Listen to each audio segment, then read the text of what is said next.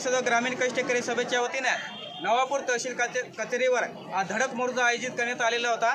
हा मोर्चा गेल्या 7/12/2023 रोजी नंदुरबार ते मुंबई पायी बिडार महामोर्चा आयोजित करण्यात आला होता। त्यावेळेस माननीय मुख्यमंत्री देवेंद्र फडणवीस साहेबांनी लेखी आश्वासन दिलं, त्याची अंमलबजावणी 8 महिने उलटून सुद्धा इथले प्रशासन करत नव्हते। त्यासाठी हा मोर्चा काढण्यात आलेला होता।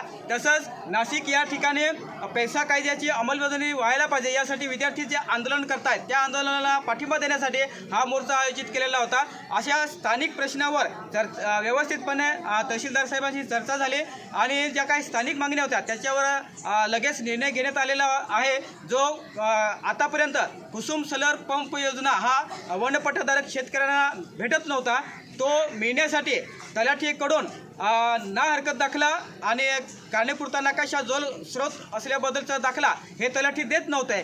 त्या दाखले देत नसल्यामुळे आदिवासी वन हक्क दावेदार या योजनेपासून वंचित होता, तर ते आता देण्याचा आदेश माननीय तहसीलदार साहेब करतायत। तसंच गेल्या वर्षी कपाशी आणि सोयाबीनचे अनुदान यासाठी सत्यशोधक शेतकरी सभेने आवाज उठवला, ते मंजूर झालं, परंतु त्या अनुदानातून ज्या आदिवासी वन हक्क दावेदारांनी आवाज उठवला त्यांनाच वगळण्यात आलेलं आहे। आमची मागणी होती की आदिवासी वन हक्क दावेदारांनी आवाज उठवल्यामुळे ते मंजूर झालेले आहे। त्या योजनेत आदिवासी वन हक्क दावेदार प्रलंबित सगळ्यांना समाविष्ट करून कपाशी आणि सोयाबीनचं अनुदान वाटप करण्यात यावे।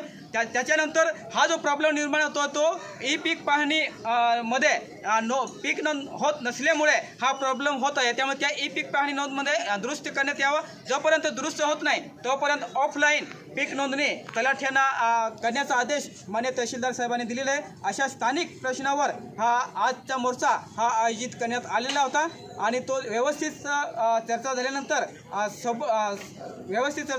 चांगले निर्णय झालेले आहे। जर या निर्णयाची अंमलबजावणी झाली नाही तर येणाऱ्या दिवसामध्ये असंच मोठं आंदोलन उभारण्यात येईल असा इशारा आजच्या या मोर्चाच्या वतीने आम्ही देत आहोत।